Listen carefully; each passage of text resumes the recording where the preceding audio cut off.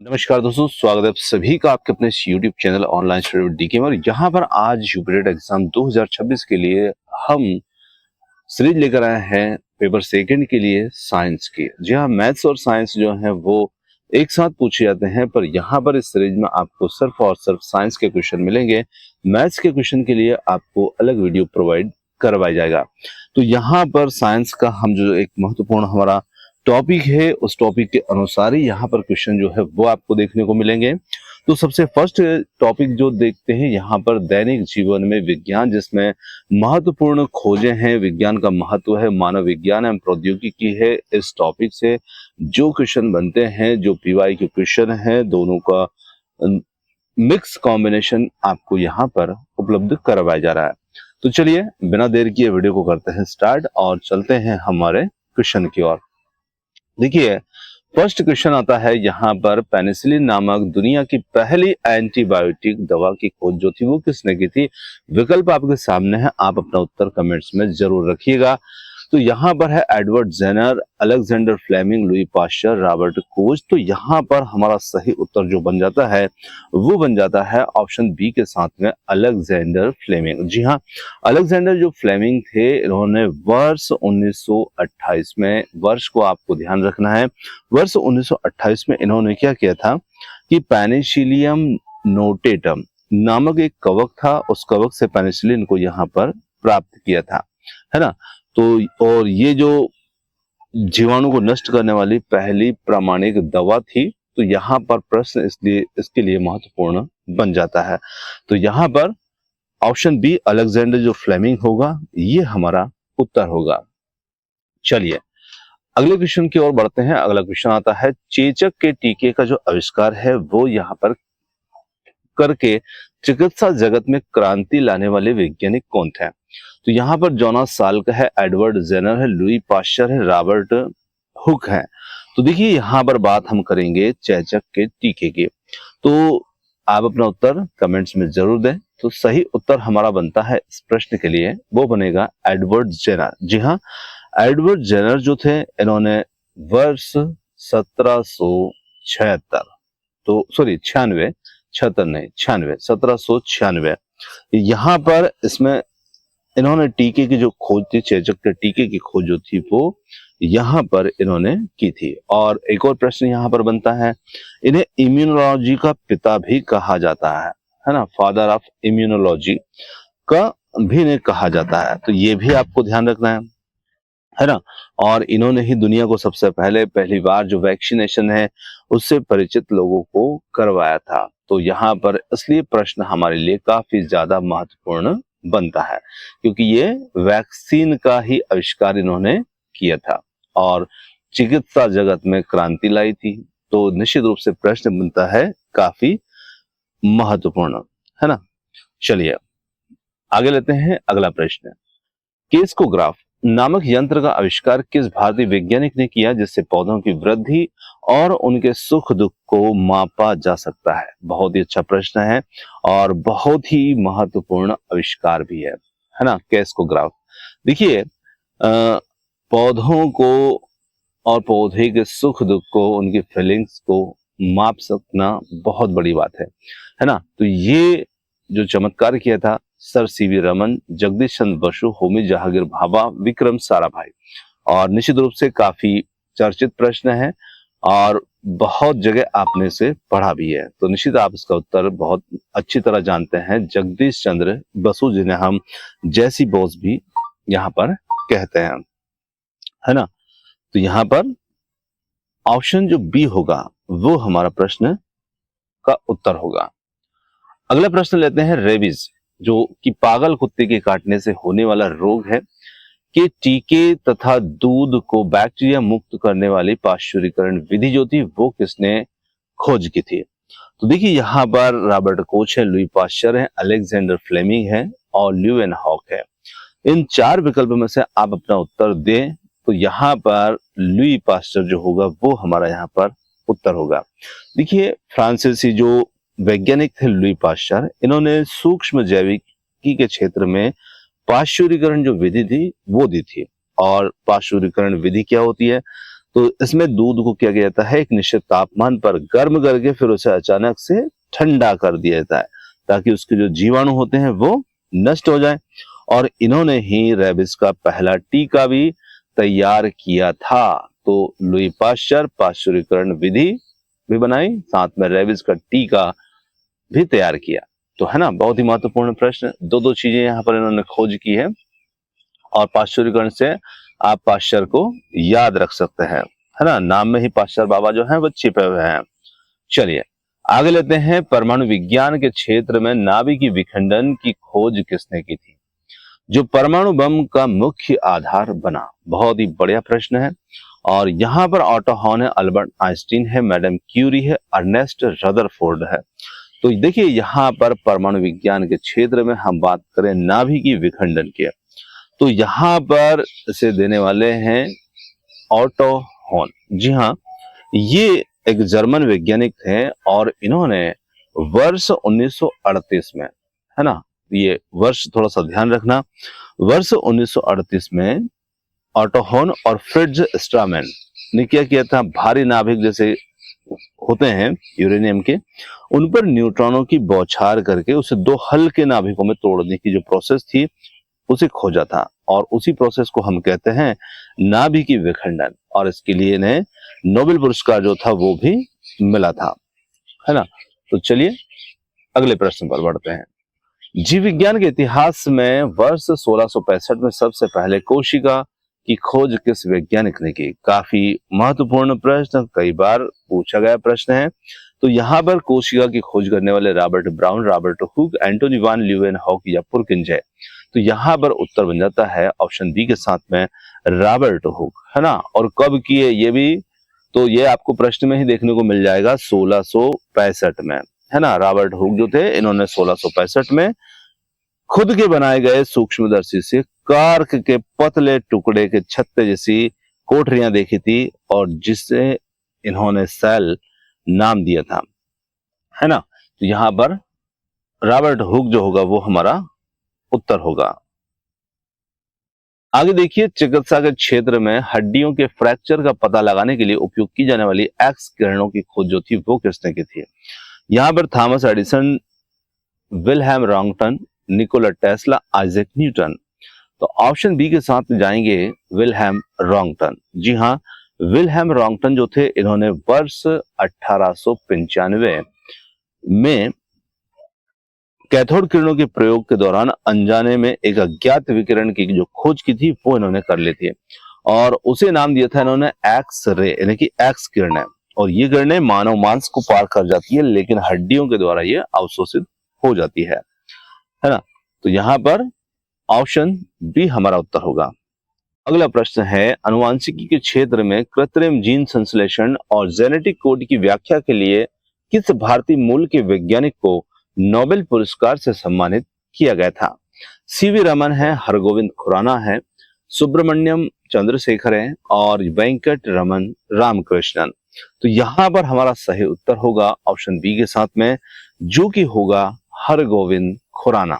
Option B यहां पर हमारे प्रश्न का उत्तर है। और डॉक्टर हरगोविंद खुराना जो थे इन्होंने डीएनए और आरएनए के न्यूक्लियोटाइड के क्रम प्रोटीन संश्लेषण में कैसे मदद करता है, इस जेनेटिक कोड की जो गुत्थी थी उसे यहाँ पर इन्होंने सुलझाया था। और वर्ष 1968 में, यहाँ पर ध्यान रखिएगा, वर्ष 1968 में इन्हें नोबेल पुरस्कार जो था वो भी प्राप्त हुआ है। दैनिक जीवन को रोशन करने वाले विद्युत बल्ब का आविष्कार किस महान आविष्कारक ने किया है? और बहुत बार आपने थॉमस अल्वा एडिसन की कहानी भी सुनी होगी, है ना, जिनकी माँ से इनको बहुत प्रेरणा मिली थी, है ना। चलिए किसी दिन वो कहानी भी आपको सुनाई जाएगी। तो अभी हमारे कंटेंट से नहीं हटते हैं। जेल बेर्ड है, थॉमस अल्वा एडिसन है, जी मार्कोनी है, माइकल फेराडे है। तो यहाँ पर ऑप्शन बी के साथ में थॉमस अल्वा एडिसन। हजारों असफल प्रयासों के बाद कार्बन फिलामेंट वाले व्यवहारिक विद्युत बल्ब का आविष्कार करने वाले थे ये, है ना। और ऑप्शन बी बन जाएगा प्रश्न का उत्तर। मैडम मैरी क्यूरी ने दैनिक जीवन और चिकित्सा में कैंसर के इलाज के लिए किस महत्वपूर्ण रेडियो एक्टिव तत्व की खोज की थी। यहाँ पर यूरेनियम, रेडियम, थोरियम, प्लूटोनियम, तो यहाँ पर बात की जाए ऑप्शन बी के साथ में रेडियम की। जी हाँ, रेडियम मैडम क्यूरी के द्वारा, मैडम क्यूरी और उनके जो पति थे पियरे क्यूरी ने पिट्जब्लेंड नामक एक खनिज से रेडियम और पोलोनियम जैसे अत्यंत रेडियोधर्मी जो तत्व थे उनकी खोज की थी, है ना। और इसके लिए मैडम क्यूरी को भौतिकी और रसायन शास्त्र दोनों में नोबेल पुरस्कार जो था वो मिला था। तो ऑप्शन बी यहाँ पर हमारा उत्तर होगा। भारतीय अंतरिक्ष अनुसंधान संगठन की स्थापना करने वाले, भारतीय अंतरिक्ष कार्यक्रम के जनक कहे जाने वाले वैज्ञानिक कौन है? डॉक्टर सतीश धवन है, doctor Vikram Sarabhai, doctor APJ Abdul Kalam, doctor Kasturirangan. हमारा उत्तर ऑप्शन बी के साथ में डॉक्टर विक्रम साराभाई। जी हाँ, यहाँ पर ऑप्शन बी जो होगा वो हमारा उत्तर होगा। और डॉक्टर विक्रम साराभाई के प्रयासों से 15 अगस्त 1969, है ना, को इसरो की जो स्थापना थी वो यहाँ पर की गई थी। आगे लेते हैं, रक्षा प्रौद्योगिकी के क्षेत्र में पृथ्वी और अग्नि जैसी शक्तिशाली मिसाइल बनाने वाले भारत के मिसाइल मैन कौन है? तो ये सभी आप जानते हैं, डॉक्टर एपीजे अब्दुल कलाम ही मिसाइल मैन के नाम से प्रसिद्ध हैं और बहुत सहयोग इनका इसमें रहा है। आगे लेते हैं अगले प्रश्न, और अगले प्रश्न पर चलते हैं। समुद्र की गहराई मापने या पानी के भीतर छुपी पनडुब्बी चट्टानों का पता लगाने के लिए मानव किस प्रौद्योगिकी का उपयोग यहाँ पर करता है? तो निश्चित रूप से रडार है, सोनार है, एंडोस्कोपी, लेजर। तो सोनार जो होगा वो हमारा उत्तर होगा। अगला प्रश्न लेते हैं, वायुमंडल में उड़ रहे हवाई जहाजों, लड़ाकू विमानों और मिसाइलों की स्थिति, दूरी और दिशा का पता लगाने के लिए रक्षा विभाग किस तकनीक का उपयोग यहाँ पर करता है? तो यहाँ पर हम बात करें, यहाँ पर बात हवाई जहाज, लड़ाकू विमान, मिसाइल की दूरी और उनकी दशा दिशा का पता करने के लिए युक्ति उपयोग में लाई जाती है, वो होती है रडार। जी हाँ, ये रडार के माध्यम से ये सब होता है। और ये तकनीक क्या करती है? हवा में जो रेडियो तरंगे होती है उनको प्रसारित करती है, और ये तरंगे जब किसी विमान से टकराकर वापस लौटती है तो रडार रिसीवर उनकी दूरी और उनकी गति का सटीक आकलन जो होता है वो कर पाता है। आगे देखिए, चिकित्सा और मानव प्रौद्योगिकी के क्षेत्र में पेट और आहारनाल के आंतरिक घावों, कैंसर की जांच के लिए प्रयुक्त एंडोस्कोपी प्रकाश के किस सिद्धांत पर आधारित होती है? प्रकाश का अपवर्तन, प्रकाश का पूर्ण आंतरिक परावर्तन, प्रकाश का विवर्तन, प्रकाश का वर्ण विक्षेपण। तो यहाँ पर बहुत ही अच्छा प्रश्न है, और ये प्रकाश के पूर्ण आंतरिक परावर्तन पर आधारित होती है एंडोस्कोपी। चलिए, परमाणु ऊर्जा के क्षेत्र में भाभा परमाणु अनुसंधान केंद्र के द्वारा निर्मित भारत का पहला परमाणु रिएक्टर कौन सा है? रोहिणी, अप्सरा, आर्यभट्ट या कामिनी? इनमें से बात की जाए तो यहाँ पर अप्सरा जो होगा ऑप्शन बी के साथ में, और ये यहाँ पर भारत का पहला परमाणु रिएक्टर रहेगा, है ना। और ये वर्ष 1956 में ट्राम्बे में भारत और एशिया का पहला परमाणु रिएक्टर जो था वो क्रियाशील हुआ था। अंतरिक्ष प्रौद्योगिकी में भारत का पहला कृत्रिम उपग्रह कौन सा था जिसे 1975 में अंतरिक्ष में प्रक्षेपित किया गया था? भास्कर, आर्यभट्ट, रोहिणी या एप्पल? तो यहाँ पर वो उपग्रह था ऑप्शन बी के साथ में आर्यभट्ट। जी हाँ, आर्यभट्ट जो उपग्रह था ये भारत का पहला स्वदेशी उपग्रह था, और इसे हमारे भारत के महान प्राचीन गणितज्ञ के नाम पर इसका नाम जो था वो रखा गया था, और ऑप्शन बी बन जाएगा उत्तर। भारत में कृषि उत्पादन, विशेषकर गेहूं की पैदावार बढ़ाने के लिए आई हरित क्रांति का जनक यहाँ पर किसे माना जाता है? डॉक्टर वर्गीस कुरियन है, एम.एस. स्वामीनाथन है, सुंदरलाल बहुगुणा है या मेधा पाटेकर है? यहाँ पर देखिए, बात हो रही है भारत की, और भारत में कृषि उत्पादन को बढ़ाने के लिए डॉक्टर एम.एस. स्वामीनाथन, ऑप्शन जो बी होगा वो यहाँ पर हमारा उत्तर होगा। दुग्ध उत्पादन के क्षेत्र में आत्मनिर्भरता हासिल करने के लिए भारत में चलाई गई श्वेत क्रांति के सूत्रधार जो थे वो कौन थे? एम.एस. स्वामीनाथन है, डॉक्टर वर्गीस कुरियन है, बाबा आमटे हैं, सैम पिट्रोदा हैं। तो यहाँ पर उत्तर हमारा बन जाएगा doctor Verghese Kurien, option B यहां पर हमारा उत्तर होगा। डॉक्टर वर्गीस कुरियन को भारत का मिल्कमैन कहा जाता है। आगे लेते हैं। आधुनिक संचार प्रौद्योगिकी में प्रयुक्त जीपीएस का पूर्ण रूप क्या है, जो दैनिक जीवन में रास्ता ढूंढने के काम आता है? तो जीपीएस हम सभी उपयोग करते ही हैं, और इस जीपीएस के पूर्ण रूप की बात की जाए, इसके फुल फॉर्म की बात की जाए, तो ये होता है ग्लोबल पोजिशनिंग सिस्टम। तो यहां पर ऑप्शन फर्स्ट जो होगा वो हमारा यहां पर उत्तर होगा। दैनिक जीवन में रसोई गैस के रूप में प्रयुक्त एलपीजी में मुख्य घटक क्या होता है, और इसकी लीकेज का पता लगाने के लिए इसमें कौन सा गंध युक्त पदार्थ जो होता है वो इसमें मिलाया जाता है? तो बहुत ही अच्छा प्रश्न है। तो यहाँ पर बात की जाए, इसमें ब्यूटेन, प्रोपेन और एथिल मर्केप्टेन जो होता है वो यहाँ पर मिलाया जाता है, जिससे रिसाव का पता जो होता है वो तुरंत चल जाता है। वो पदार्थ होता है एथिल मर्केप्टेन, ये आपको ध्यान रखना है ना। और ये ब्यूटेन, प्रोपेन जो है ये एलपीजी के प्रमुख घटक हैं। आगे लेते हैं। आग की लगने की दुर्घटनाओं में अग्निशमन यंत्रों से निकलने वाली कौन सी गैस आग को तुरंत बुझा देती है? तो ये बहुत ही सरल सा प्रश्न है, पर ऐसे प्रश्न जो है वो यूपीटेट में साइंस के अंदर पूछे भी गए हैं। तो यहाँ पर कार्बन डाइऑक्साइड ही वो गैस होगी जो कि आग बुझाने के काम में यहाँ पर उपयोग में लाई जाती है। चलिए, निम्नलिखित में से कौन सा वैज्ञानिक भारत में परमाणु ऊर्जा कार्यक्रम के जनक के रूप में जाने जाते हैं? तो यहां पर बात की जाए, डॉक्टर एपीजे अब्दुल कलाम है, डॉक्टर होमी जहांगीर भाभा है, doctor Vikram Sarabhai, sir CV Raman. तो यहां पर हमारा उत्तर होगा ऑप्शन बी के साथ में, परमाणु ऊर्जा कार्यक्रम के जनक के रूप में doctor Homi Jehangir Bhabha. Option B हमारा उत्तर होगा। पुराने समय में एयर कंडीशनर, एसी और रेफ्रिजरेटर, फ्रिज में शीतलक के रूप में प्रयुक्त होने वाली कौन सी गैस ओजोन परत में छिद्र का मुख्य कारण बनी? यहाँ पर बहुत बार हमने पर्यावरण के अंदर भी इस प्रश्न को जो है लिया है, पढ़ा है।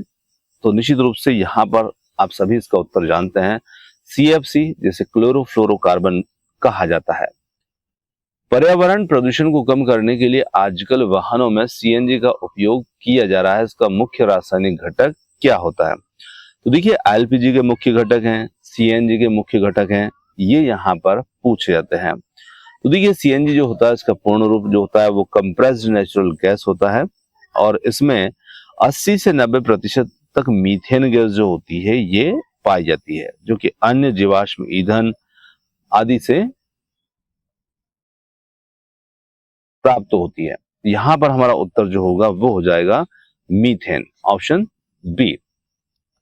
चलिए, उच्च प्राथमिक स्तर पर कक्षा 6 से 8 पर दैनिक जीवन में विज्ञान विषय पढ़ाने का राष्ट्रीय पाठ्यचर्या एनसीएफ के अनुसार सबसे प्रमुख उद्देश्य यहाँ पर क्या रहेगा? तो यहाँ पर बात की जाए, छात्रों को वैज्ञानिकों के जीवन परिचय और उनके जन्म वर्ष याद करवाया जाए, छात्रों में खोजी प्रवृत्ति, तार्किक क्षमता और वैज्ञानिक दृष्टिकोण का विकास करना, बच्चों को परीक्षा में सर्वोच्च अंक प्राप्त करने के लिए तैयार करना, या केवल प्रयोगशाला के उपकरणों के चित्र कापी में बनवाना। तो देखिए, यहाँ पर यदि हम बात करें तो छात्रों को खोजी प्रवृत्ति, तार्किक क्षमता और वैज्ञानिक दृष्टिकोण, इनका विकास करना ही यहाँ पर इसका प्रमुख उद्देश्य जो होता है वो रहता है।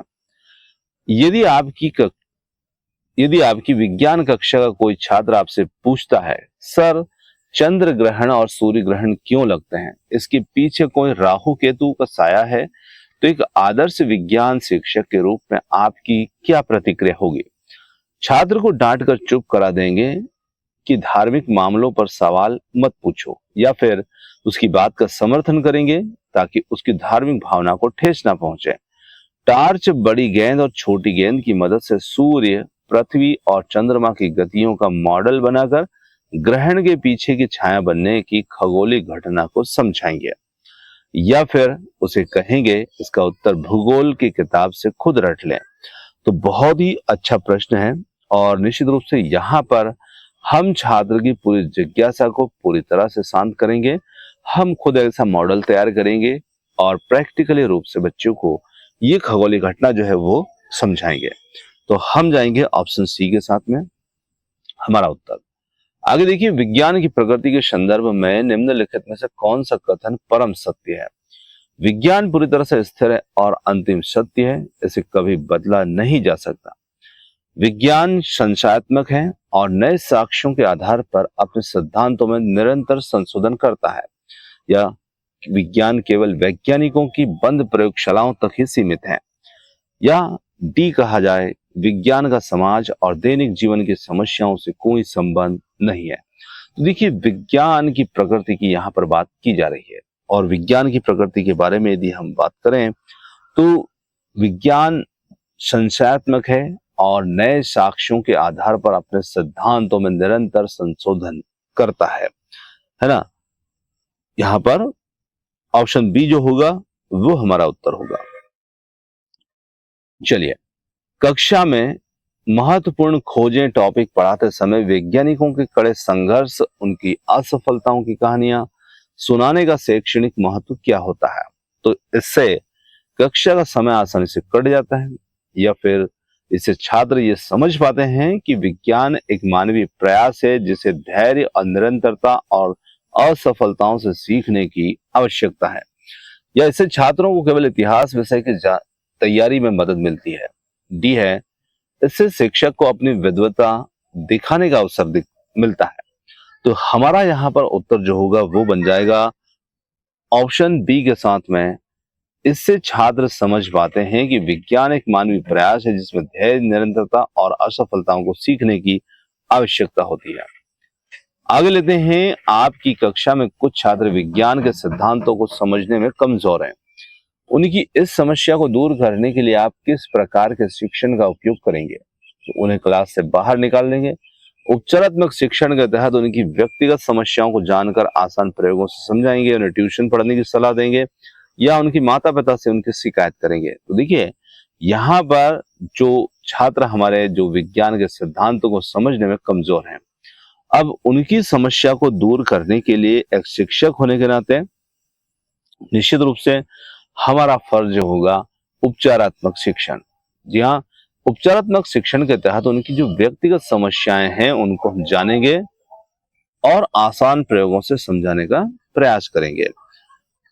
दोस्तों, ये थे आज के हमारे विज्ञान विषय से संबंधित 30 मोस्ट टाइम क्वेश्चन आपको कैसे लगे? यहाँ पर हर चीज को ध्यान में रखते हुए हमने टॉपिक को पूर्ण रूप से कवर करने का इसमें प्रयास किया है, जिसमें आपके साइंस के पैडागोजी के क्वेश्चन भी इंक्लूड किए हैं, है ना। दैनिक जीवन में विज्ञान से संबंधित प्रश्न भी मिले हैं और साथ ही साथ जो खोजे हैं महत्वपूर्ण, उनसे संबंधित प्रश्न भी शामिल किए हैं।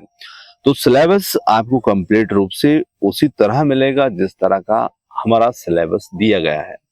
तो निश्चित रूप से वीडियो यदि आपको पसंद आता है तो आप अपना फीडबैक जरूर दें।